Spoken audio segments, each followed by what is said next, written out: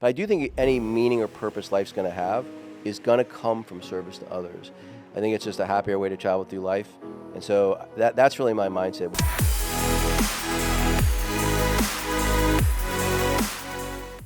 Welcome to the Build to Billions podcast, where we guide successful entrepreneurs and investors on their journey from millions to billions. We believe the key to scaling and compounding your wealth and life starts every single day with the mindset and practice of stewardship over ownership and applying billionaire biblical principles. Our ultimate goal is to help you scale, compound your wealth and life so you can give more or all of it away to help MVPs. My name is Brett Swartz, and today I'll be your host. I'm excited about our next guest. We're going to be talking about entrepreneurship. We're going to talk about leadership, life, scaling companies, maybe even dip into AI and a number of other types of interesting topics in today's conversation. I'm excited about our guest. He is a serial entrepreneur with over 30 years of experience, several 8- and 9-figure business exits, and a passion for helping others create lives of financial independence, meaning, and balance. Please welcome to the show with me, Mr. David Guttman. David, how are we doing? Brett, thanks for having me. Hey, grateful to have you here today. Thank you for taking the trip from Miami to St. Augustine, Florida, where we're shooting today. For our listeners to get to know you for the first time, would you give us just a little bit more about your story and your current focus? So, I grew up in Long Island, New York. Went to Brown undergrad, was a computer science major. We were talking about it off camera before, but I was actually specialized in AI back when AI was not anything like it is now. And then I had watched my dad start a software company. He effectively had written kind of like the first AI. It was like computer programs that wrote other computer programs when he was in his late 20s, and it eventually IPO'd. And I saw him get, ultimately, he still did fine, but he got pushed out of his company, lost control of his company. And so I always knew I wanted to be an entrepreneur. So I did software development and managed software developers for a few years, went back and got my MBA. And the reason I did that was I wanted to learn from my father's mistakes. What I've learned was it's okay to be bad at things in business, but it's the kiss of death to think you're good at something you're bad at. So I wanted to make sure that I knew enough about every functional area of business that no one could ever bullshit me about anything. I didn't have to necessarily be an expert in it, but I need to know enough about whether it was HR, operations, finance, accounting, strategy, whatever it might be, that I would know enough that I couldn't at least be bullshitted. Okay, this is good. Let's going back a little bit too. When you were younger, growing up, like key strengths or gifts. I believe we've all been given certain gifts, and they're like, they're given to us to be a blessing, help to others, and they just kind of come naturally for you. What are which are the one or two super strengths or superpowers you feel like you have, and how does that help how you help and bless people today? So I would say that, and we talked about this off camera also, my parents were very young when they had my older brother. I think they were 18 and 19. And very young when they had me, I think 22 and 23. So they were kids themselves practically. But with all that being said, they did a terrific job in many areas. But one area in particular was they always convinced me throughout my life that I could do anything I set my mind to. I think having parents that were genuinely supportive of whatever I wanted to do, and I didn't actually figure this out until 7th grade, but I was severely dyslexic. I was tested at a 3rd grade reading level in 7th grade. But again, my parents got it diagnosed, figured out what it was, got me some help, and I went from a 3rd grade reading level to a 9th grade reading level in 3 months. So anyway, so having parents that were super supportive, that, even if I had, and I think having to overcome shortcomings like that actually can be super helpful. But maybe the most impactful thing, and I think, my superpower, if I have one, was, when I was, you played college basketball. I was a college wrestler, and I joked that I had a T-shirt that said, "I'd rather wrestle and lose than play basketball," which was a complete lie. I desperately wanted to play basketball. I actually wasn't a bad basketball player, but I was about 2.5 feet tall. And so in 7th grade, I wanted to go out for the basketball team. My dad's like, "Absolutely not. You're going out for the wrestling team. You don't have a choice." Now, my father never said that to me. My parents never said that to me in my entire life up to that point. My dad had wrestled. My brother had wrestled. My older brother had wrestled. And so it wasn't an option. And wrestling changed the entire course of my life. And what it taught me, because what's unique about wrestling above any other sport, certainly through middle school and high school, is if you give me a kid in 7th grade, and I don't care what's true about that kid, dumb, smart, slow, fast, tall, short, skinny, fat, doesn't matter. If that kid did every single thing I told him to do between 7th grade and 12th grade, he'll win 75% of his matches his senior year. I don't know any other sport that's like that. You need to have some amount of eye-hand coordination, some speed, something. Wrestling, it's about preparation. and your mindset, and that's a huge lesson for life. So, you know, and I was a pretty good wrestler. I would say I was a really good wrestler in high school and a very mediocre wrestler in college. I wrestled Division 1, and that was a very humbling experience. Mhm. But it did teach me about how much discipline and incremental improvements can solve almost any problem, and I've sort of applied that throughout my whole life. Speaking of wrestling, jujitsu, and we've talked Yeah. about a little this before the show as well. Talk about the little bit the differences there, and talk about the cerebral type of sports that most people maybe miss out on when they're looking at different sports to do for kids. Yeah, so I would say that uh well, I would say wrestling can have a somewhat cerebral component. One of the best guys on my high school team could barely finish a complete sentence, had about 14 brain cells, and knew 3 moves. But he was an absolute animal, and I think he took 3rd in state, right? So you don't have to be smart to be a great wrestler. I think you have to have a certain level of intellect to be great at Brazilian jiu-jitsu. It's a very even though it's very physical, it's much more mental and mindset oriented. So for instance, you know, you've had this experience, I'm sure, but when someone's getting close to choking you out, being able to remain calm, understand your position. So it's a combination of being able to problem solve and be able to problem solve under duress. And again, a lot like life and a lot like business, Mm-hmm. right? Is being able to problem solve and be able to problem solve under duress.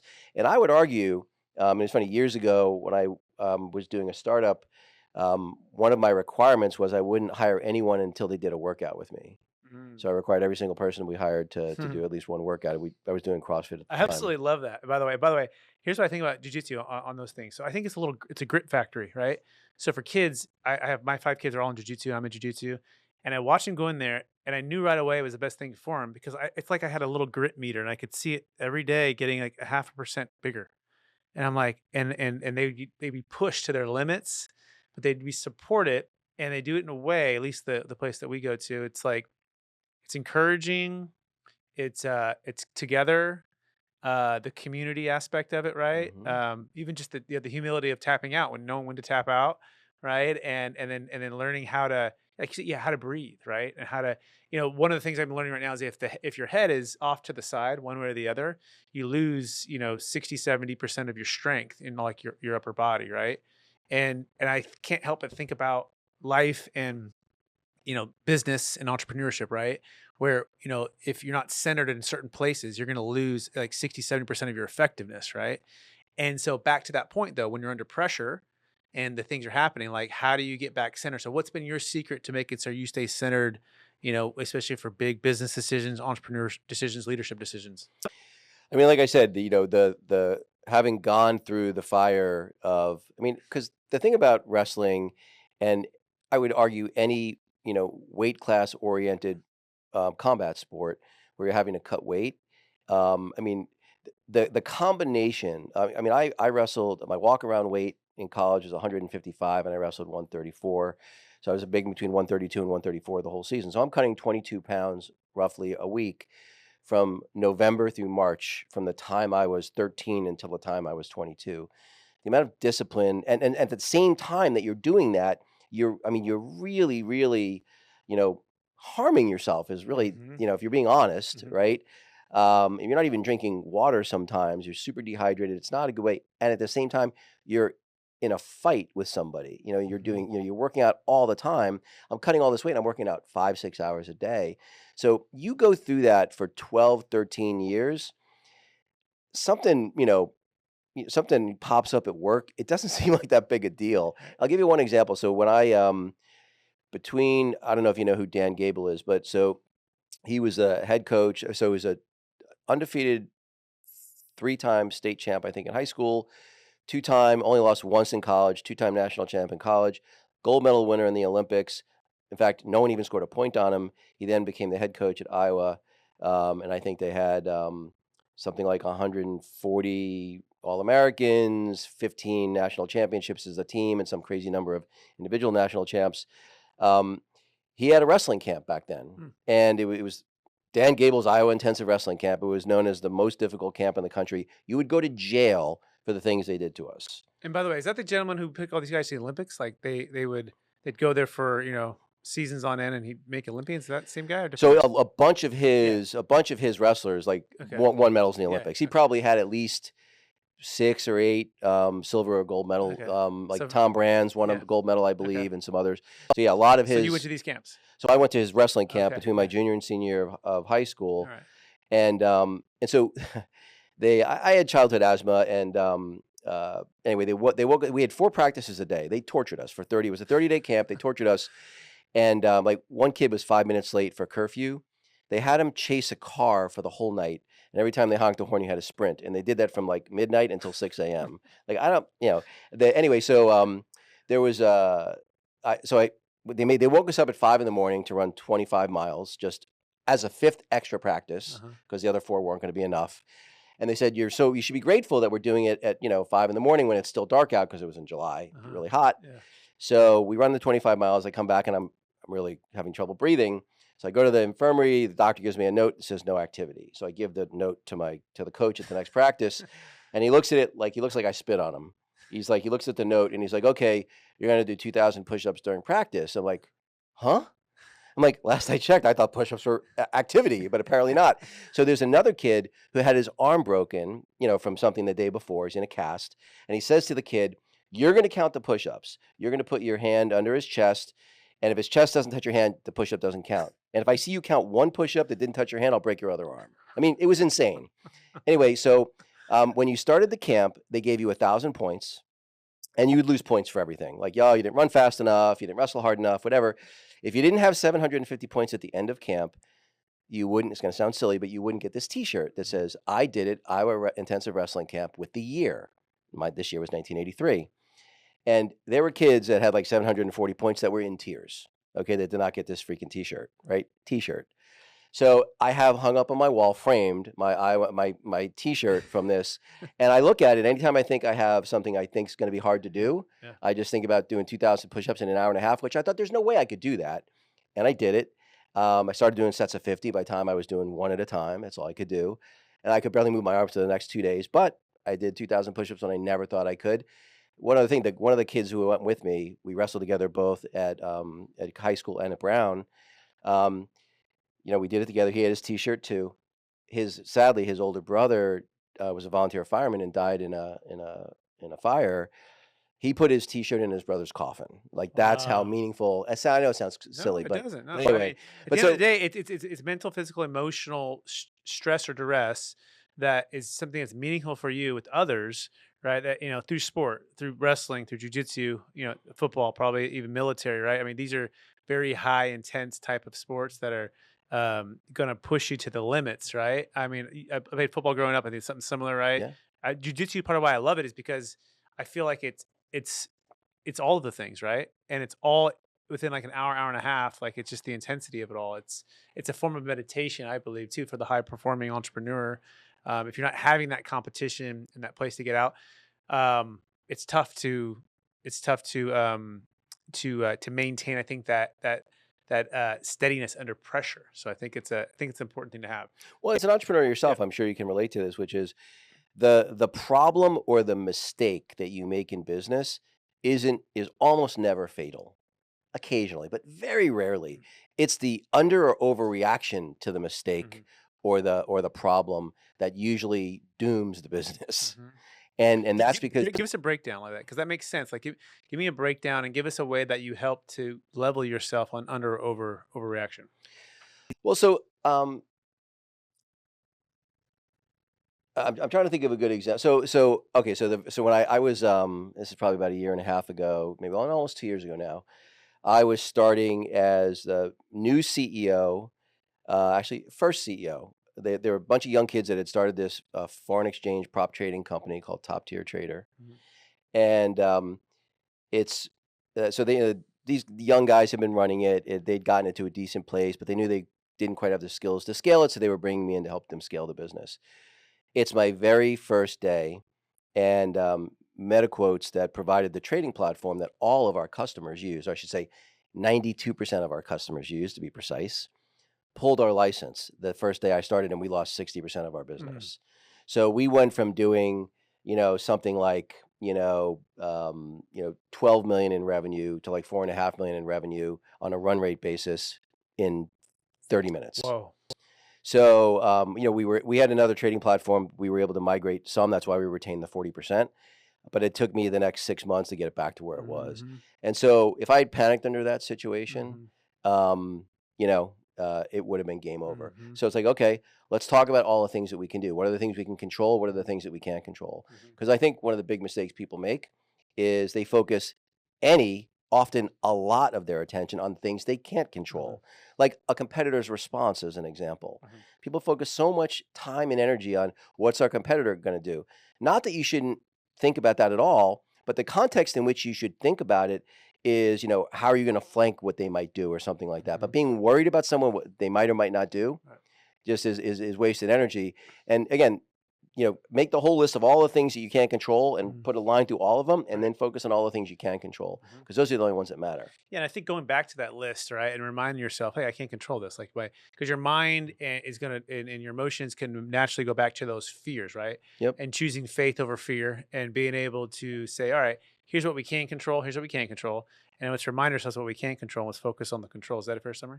Yeah, and Yeah. I think that the other big thing about it is people don't give nearly enough attention to having a plan, a really thoughtful plan.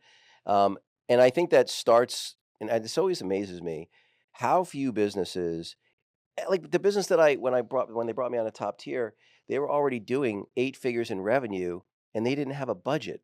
Like, how are you running an 8 figure business Hmm. without a budget and a forecast? Hmm. How do you even know what you're trying to accomplish and Hmm. if you're getting closer or further away? Hmm. But when you think about like a real plan, I'm not talking about like a written out business plan, though you can do that if you want to. Hmm. But having a really clear understanding about where you're trying to get this quarter, next quarter, the balance of the year, and broad strokes for say the 3 to 5 years past that, and make sure that every single person in the organization is crystal clear on all of those things, Hmm. is so important. So that when things that are unexpected happen, it's so much easier to make adjustments when the foundation is a thoughtful plan Hmm. that everyone understands and everyone is bought into. Hmm. And I think it allows you, Mike Tyson's, famously said, everyone's got a plan until you get punched in the Yeah. nose, punched in the face. Business is going to punch you in the face. Hmm. I've never in my entire career seen or even heard of a business where they had an idea, they raised money, they executed the plan, they exited the business, and everything went just as planned. I've Hmm. never even heard of that Hmm. business. So that's not going to happen. But you want to be an entrepreneur, you want to generate real, generational wealth, you're going to have to get, punched in the face a few Hmm. times and be able to react to it in a way that you don't lose your head. This is great. And by the way, we're speaking with David Guttman. You want to learn more, you can go to gutmanmedia.com, gutmanmedia.com. And let's talk about other ways that you've scaled, a millions of dollars of revenue, and you scaled it up. What once it's assume you're at the million or above, so you've already made it. You're doing well. Now you're looking to get it to close to as billions as you can in valuation. What are some of the top tips or wisdom that you can share with us here? So I think the most important thing, like, other than crypto, I've never been in the same industry twice. So I've always come into an industry where I had absolutely no background whatsoever as an executive, but even as a consultant too. Like, it was frequently, for probably 5 or so years, sprinkled throughout my career, I've just been a consultant to other companies. Again, almost always in industries I had no background in at all. And I actually see that as a huge advantage, because you're not blinded by the way things have always been done. You can look at things just clear eyed and be like, and just ask, be curious and understand why things are done the way they are, Mhm. and figure out where you can make adjustments.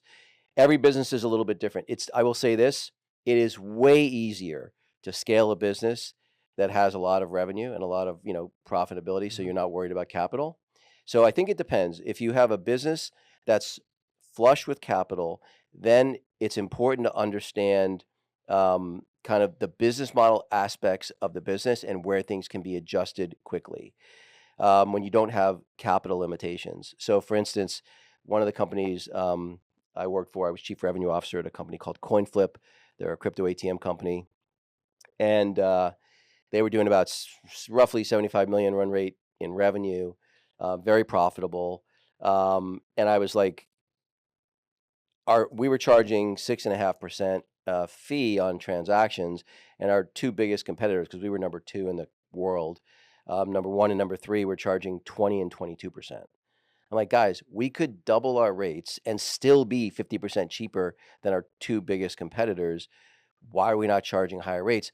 Oh, no, we're seen as the low price guy. I'm like, we'll still be the low price guy. So I built out a data analytics team, and I built a very, very robust way to test. So what we did was we took clusters of these locations, and we had a control group, and then we had three different rates of higher rates. We tested all four groups, and we saw absolutely no fall off, zero fall off in the transactions.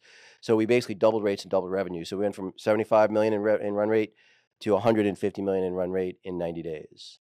So company had money. It was really easy to scale something like that because Mhm. you're just adjusting the business model. So it sounds like being curious and being open to what the data shows you and what the opportunities are, and not getting stuck in the old ways, that the old things you're doing it is a big part of this. Well, I think it's being clear-eyed across the board, right? Mhm. The problem, and the guy, by the way, the founders of the company, like the guy who started it, Northwestern grad, IQ wise, way smarter than me, Mhm. not even close. He could not be persuaded. There was no mountain of evidence I could provide him to convince him. Now, fortunately, the other partners overruled him and they let me run Mhm. the test, Mhm. and it ultimately worked. But guy smarter than me, but he was so invested in being right Mm. that he wasn't looking for the answer. Right? Don't get me Mhm. wrong. I like being right as much as the next guy. Right? Mhm. But I'd rather be happy and rich than right and poor. Mhm. So I think being clear-eyed about, and trying to, because everyone says they're data driven till the data shows them something that's different than their hunch, Mhm. right? And so no, be data driven. Like Mhm. I'll give you another example. I think one of the biggest marketing mistakes companies make is they don't define success in advance. Mhm. So you're going to do a marketing campaign. As an example, coin flip is a good this one was that we hired Neil Patrick Harris as our spokesperson.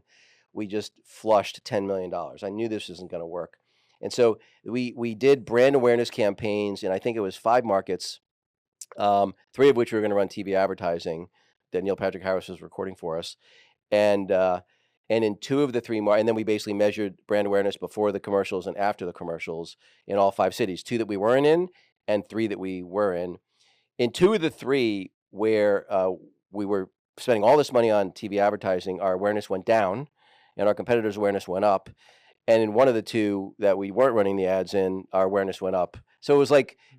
we just flushed Yeah. $10 million, right? And it was so obvious that if people weren't being driven by ego and they were Mhm. being driven by data Mhm. and analysis. Now, that doesn't mean you get analysis paralysis and analyze everything to death. Mhm. You're always going to have to make decisions on incomplete information, Mhm. but you got to be honest about that information, even when it tells you something different than what you'd like it to tell you. So walk us through when you sit down with a company, right, or you're running a company, right, and you're finding out these key things that are missing, or these things key things to work on.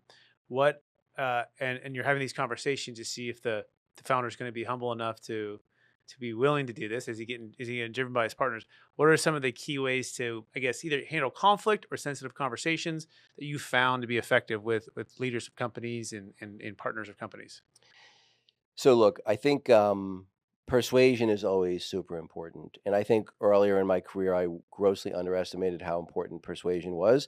I thought being right would be enough, but by the time I hit my late 20s, I realized that being right was certainly helpful, Mhm. but being persuasive and right was a lot more useful. Mhm. So you need to understand your audience, and people are driven by different things. When you have someone, what I would say this is that the only times I really haven't been able to persuade someone is when the person was so hooked by their ego that they would have no problem being wrong and losing a ton of money. Mm. Um, yeah, to the point where it's sometimes breathtaking. But with the exception of that, where someone's is so insecure and hooked by their ego, controlled by their ego. Those are the only people I think over time that I haven't been able to persuade. And again, Mhm. I think it's very important that how you communicate is so critical, especially when you're a consultant. Like one of the mistakes I see a lot of consultants make, they think they look smarter by using buzzwords and bullshit that the other people aren't going to know, Mhm. acronyms and things like that.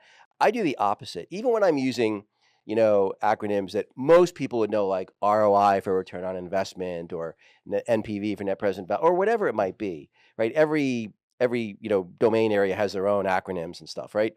Um, I err on the other side, because now the person feels grateful that, hey, you didn't make me look stupid, Mhm. right? And I've demonstrated my knowledge because I still know what it means, Right.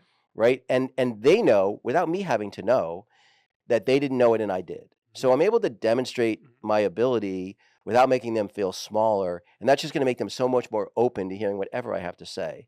So whenever possible, I don't know if you know who Sam Harris is.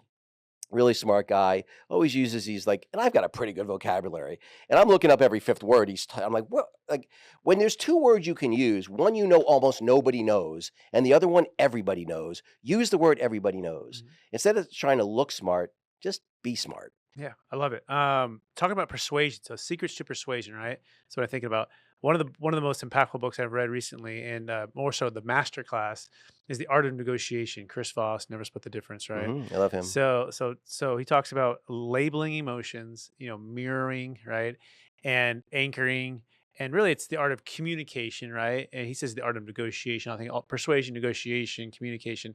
So what have you learned about the way that that type of style, and what do you like? And is there anyone that you found is dynamic and is simple? Because by the way, I've read negotiation books in the past, and it's just like what you said. They get so way up in here in the clouds. I'm like, just make it simple, And I feel like Chris has done you did a great job of doing that. So anything that comes back Chris on it. is fantastic. Yeah. I've read at least two of his books.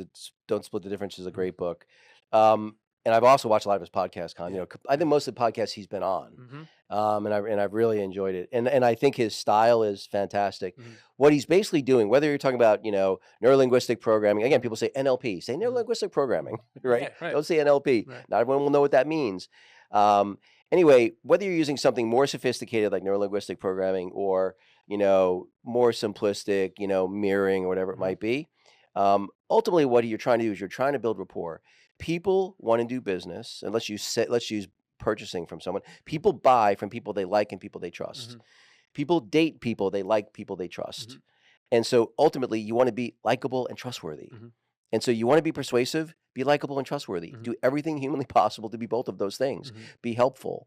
Be fair-minded. The golden rule. It's stunning to me how frequently people think it's okay to treat people differently than they would want to be treated.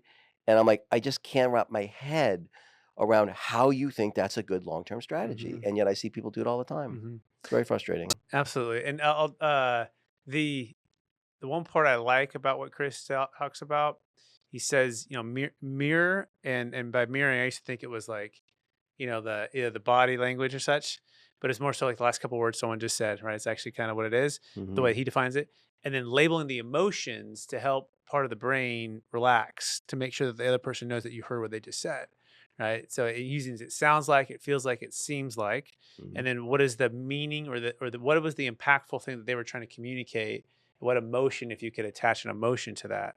And that itself helps the other side feel like, oh, they are listening, they got it, and they can, and like they can actually kind of like the part of the brain that's looking for them to see if they've heard it, kind of relaxes, and then it can be, the communication can keep going. Well, and to that Yeah. point, what Chris is doing in that scenario is he's being likable, because Right. everyone likes to feel heard, Yes. right? And if there's nothing more frustrating when you're having, let's just say you're having an honest disagreement Mhm. about a business strategy, Right. what you're supposed to charge, a price for a product you're Sure. thinking about launching, whatever it might be, and you're having an honest disagreement. There's nothing more frustrating than if you don't think the other person even hears your point of view. Right. But if the other person can perfectly articulate, so Dave, what I hear you saying is da da da da. I'm like, yeah, that's exactly what I said. Mm. How now I can hear what they're saying Correct. with a full understanding of the fact that they absolutely heard what I'm saying. Yes. There's no miscommunication. Yes. I should respond in kind, Right. and so that I understand their point of view. It's like, um, a therapist, years and years ago once said to me, this is actually when I was going through my first marriage. Um, she said, "Dave, even if it's 99% your wife's problem and 1% your problem, It's your problem. Focus on the 1% that's yours, that you have 100% control over, Yeah. and ignore the 99%. I promise you, if you do that, you have a way higher probability that she'll focus on the 99% that's her. And great advice. Let's shift to momentum. Yeah, by the way, great advice. Absolutely great advice. And by the way, if it's 1% your problem, guess what? It's all of your problem. Exactly. When you're married, it's together, right? You gotta it's Exactly. 100 momentum. So how have you found the best way to create and sustain momentum within companies? So I think you have to do a couple things. One, you've got to create a very clear and inspiring vision. And this is one of the things. If you read, if you actually, I don't know if you've ever read Steve Jobs' autobiography. He wrote Walter Isaacson wrote his and also Elon Musk's. I read them both at the same time, and I would like read two chapters from one and then two Mhm. chapters from the other. What's interesting about Steve Jobs is, especially in his first stint at Apple before he got pushed out and before he came back, he was a terrible business person. I mean, his business decisions are so horrendously bad, it's fairly shocking. Now he did way better the second time he came back. But what he was always great at, and a thing that I think is what catapulted Apple into being the powerhouse that it is today and has been for so long, is there may have never been a better person at communicating a vision that everyone understood and could get behind. So as an example, when I started at Top Tier, I told every single person in the organization and every person that I hired that our job was to become a $1 billion valued company in 5 years. And I told them how much revenue we would need in order to do that, what our margins would need in order for us to be valued at that multiple. And then I laid out a clear path for how we were going to do it and where we needed to be at the end of that year in order to be on the trajectory to accomplish that. Mhm. So I think that's how you create momentum. The reality was I started the day we lost 60% of our business. And I had no problem creating that momentum. But I had to, one, understand what the problem was, have enough data to understand how to fix it, put a plan together that I then had everybody, communicate it really clearly and to make sure everyone was bought into it. And I think if you do that, you can create an enormous amount of momentum in a very short period of time. I love how you see how you simplify that, right? So, A, this is clear where we're going in 5 years, right? B, here are the margins it's going to take to get there. C, here's the revenue. Here's the and the breaking down the number of sales, number of closes, right? All of that detailed, right? And then, how do you keep that, or what was your strategy? So it wasn't just you with the microphone, but it was repeatable throughout the organization. So is there any strategy to get your leaders to say the vision, to live the vision, like anything, any tips on that? So indirectly, yes. So let me have one point of clarification about the goal. So it wasn't just enough because here's the other thing, right? In most companies, most people, and even people that are relatively sophisticated, okay, you say, hey, I want to be $1 billion valued business.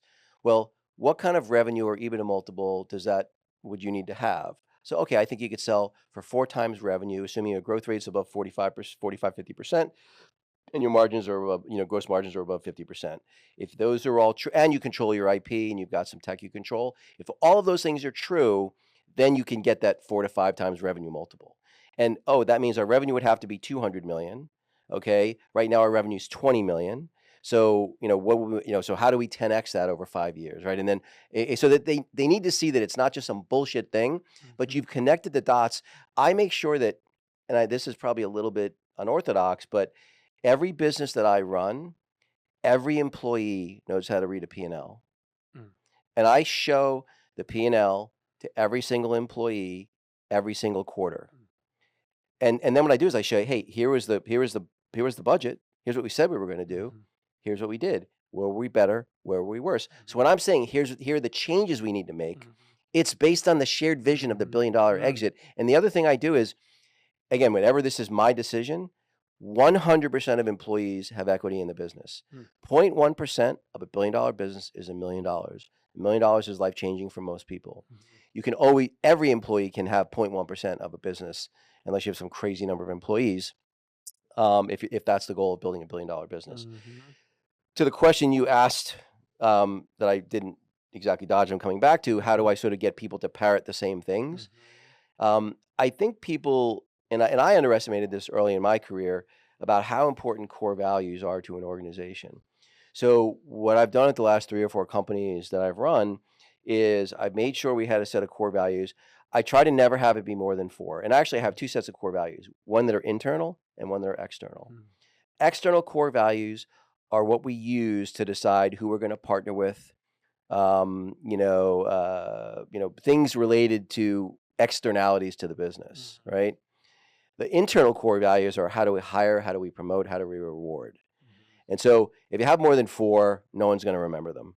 And so what I do is I have the company. So I usually, come up with a directional idea about what I think those core values should be, with some input from my executive leadership team. We then put it out to the entire organization, so everyone has some input Mhm. into finalizing them. And it isn't just the word like integrity or something like that, but often there's like a sentence that comes behind that. So everyone kind of gets bought into those Mhm. four core values.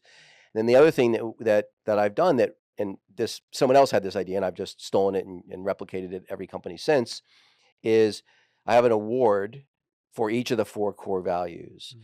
So as the CEO, I always award it in the first time it's awarded. And I pick four individuals, one for that best demonstrated, in my opinion, the demonstration of that core value.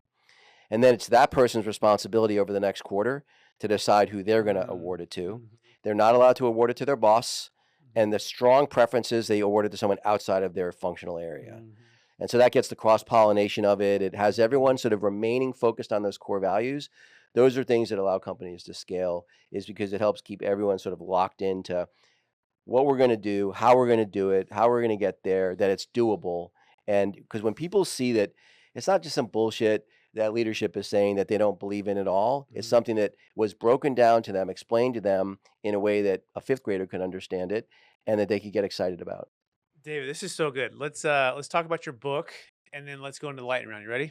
Sure. All right. So I know you may or may not want to release the name of the book yet. We can save that for if you'd like. You can share it. But what's this book going to be about? When do you think it might be released? What's going to give us a little feedback on that? Yeah, so I'll put out the name of the book. I'm actually really excited about it. So it's about servant leadership, Mhm. and it sounds like you're a person of faith, so you probably can relate to that. Um, Servant leadership is unfortunately really just way scarcer than it should be, Mm. and the reality is that I think people.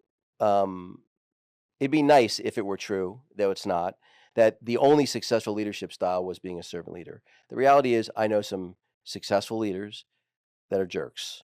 They're definitely not servant Mhm. leaders. They're pound the desk, do as I say. When you hear about people like Elon Musk and Mhm. Steve Jobs, I would argue that they were successful in spite of their leadership style, Mhm. not because of it. Though Mhm. they're absolutely brilliant people in their Mhm. in their domain areas. Mhm. I think that for the person running, the more, I hate to call it average, because I think a CEO of a very successful business is not Mhm. an average person, Mhm. but I think a normal person that wants to be truly successful in business and especially in entrepreneurship, there's no better leadership style than being a servant leader. Mhm. And unfortunately, and that's sort of the big thing. My podcast theme is basically trying to interview servant leaders that are successful entrepreneurs, Mhm. because that have a good moral compass, because they are so few and far between. Mhm. I think you can't be a servant leader without a good moral compass and Mhm. without humility. And Mhm. I think both of those are critical, not just to be successful, Mhm. for the more normal person, Yeah. but it's also just a happier way to travel through life. The title of the book is Lead Like You Give a Shit. Like sort of I'll give a shout out to Mark Manson for Mhm. his book. Oh God, uh, We'll bleep it out. yeah, Yeah. yeah, yeah, yeah. The Yeah. I'm spacing on the name of the book now. Yeah. Um, The subtle art the of subtle not. art of not giving a f. Yeah. Yeah. Yeah. So anyway, but so that's what got me thinking about it, and ultimately, what I'm really trying to do is give people the the lattice structure Mhm. to understand not just how to be a servant leader yourself, but how to basically make that part of the culture of your Mhm. organization. Because the reality is, even that line level customer service person answering the phone can absolutely be a servant leader Mhm. and should be a servant leader.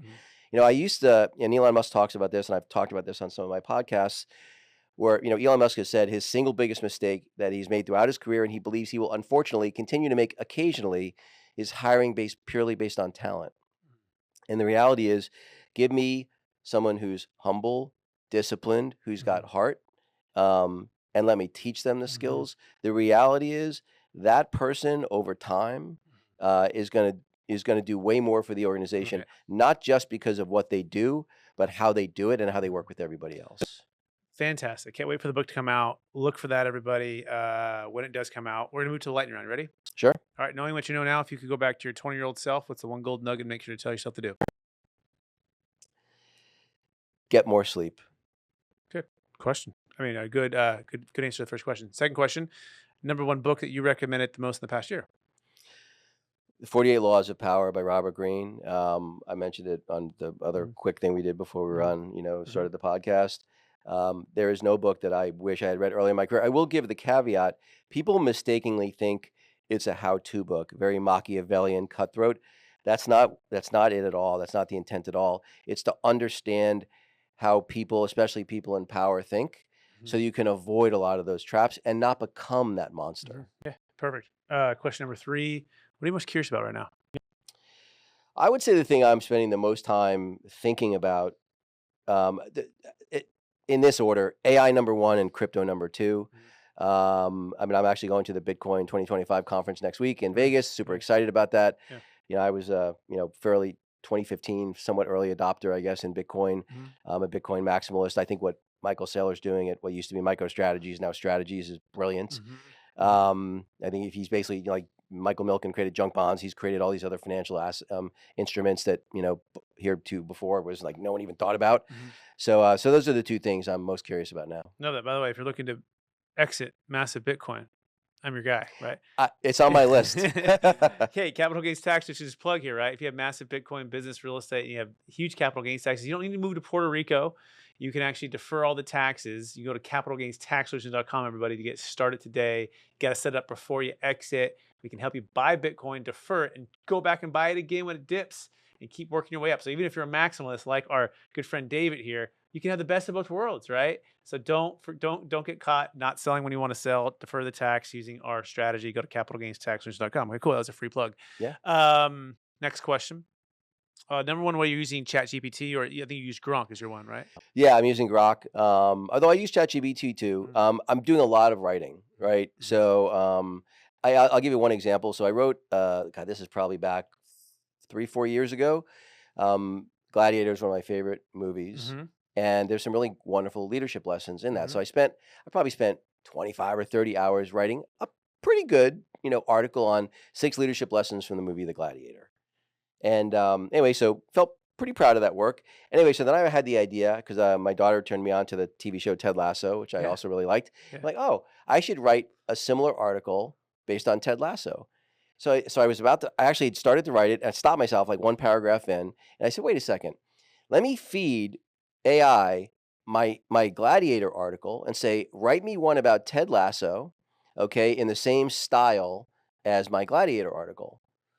And it freaking nailed it. I almost fell off my chair. Like, it was like 90%, and it was done in 60 seconds instead of the 25 or 30 hours I spent. I spent maybe 30 minutes, making some Mhm, small adjustments. mhm. It was ready to go. Right. I mean, it blew me away. That's incredible, right? Yeah, taking what you've already created, spent so much time into it, and teaching the AI, right, to do it or do it in that style, and then just snap and it's done in 60 seconds, just about. Absolutely, yeah, it's changing the world, right? I mean, Yep. it's incredible. Okay, so that's AI. I like that. Second to last question. Number one leadership quote or theme that you strive to live by. I can't say that I have any leadership quotes memorized, if I'm being honest. I will say that here's what I'll do in the absence of that. I'll tell you what I think the 3 best books on leadership, hopefully before mine, Okay. Yeah. which is Leadership is an Art by Max Dupree. He was the CEO of Herman Miller and grew it from like 70 million to 700 million, I think, in like 10 years. Um, Simon Sinek, Leaders Eat Last. And Howard Schultz, the founder and ex-CEO of Starbucks, wrote a book called Pour Your Heart Into It. Mhm. Probably the 3 best books on servant leadership that I've read. Fantastic. And very last question, David. After all your success, helping all the people you've helped, how do you best keep a stewardship mindset over ownership? And then what's something you're really passionate about to give back? I mean, honestly, for me, there's there's nothing more satisfying than being helpful to others. And so the mindset behind the servant leadership book is, you know, when I was 24, I was misdiagnosed with terminal cancer and told I had 6 months to live by three different doctors. The last of which was one of the top oncologists at Sloan Kettering in New York, which at the time was probably the best cancer hospital in the world. And so for about a month, I genuinely thought I'd be dead before I was 25. Wow. And that's what sort of pushed me towards this servant leadership mindset, and making it not that I don't think I was a bad guy then. I think I was a very decent guy, but it made me a much better human being because I just wasn't nearly as inwardly focused. Mhm. And so for me, it really comes down to the fact that um, that if I think any kind of purpose or meaning or legacy, if you want to call it, I don't really love the word legacy because I think in 1,000 years it won't matter that any of us have lived necessarily. Um, Most people don't. In fact, I've never met a person who knew the first names of their eight great grandparents. So if you don't even know the first name of people you're directly descended from by a couple generations, to think you're going to have any real legacy when you look out 1,000 or 10,000 Mhm. years seems silly. But I do think any meaning or purpose life's going to have is going to come from service to others. Mhm. I think it's just a happier way to travel through life. And so that's really my mindset, which is and when I had that cancer misdiagnosis, what I had decided at the time that I think was a mistake in hindsight was I decided, you know what, I could try to make a very small impact on the whole world, which is kind of how my mindset was at the time, or I can make a much bigger impact on the people in my circle, Mhm. my friends and family that I'm Mhm. closest to. And I made probably for about a 15 or 20-year period of time, decided that's where I was going to focus my energy. I think in hindsight, that was a mistake. I think that through things, like writing books and having a podcast didn't exist back then, right? The internet didn't exist back then. Mhm. That now all of a sudden the ability to have much bigger ripple effects and impact a much broader set of people is so much greater now. And that's how I want to spend whatever time I have left. David, it's been an absolute pleasure having on the show. I want to just thank you again for making the trip to get here. I want to thank you for sharing your wisdom with us. I want to encourage you to keep using your gifts of belief and instilling confidence in others, just like your parents did for you, as well as the tenacity of wrestling and effectiveness and preparation and mindset. And also, I think the other one is remaining calm under pressure, right, and helping to instill in others that you help to consult with or lead or inspire. So, just thank you for being on the show. Thank you for sharing your heart. I also want to thank all of our listeners for listening to another episode of the Build It to Billions podcast. I want to encourage you to get with David and look for his new book that's going to be coming out really soon here by going to Guttman media.com. It's guttmanmedia.com, Guttman media.com. And it's David Guttman. You can find him on all the social medias and all the different things. And yeah, hey, we're on this journey with you from scaling from millions to billions. And we want you to continue to be challenged every time you listen to this podcast.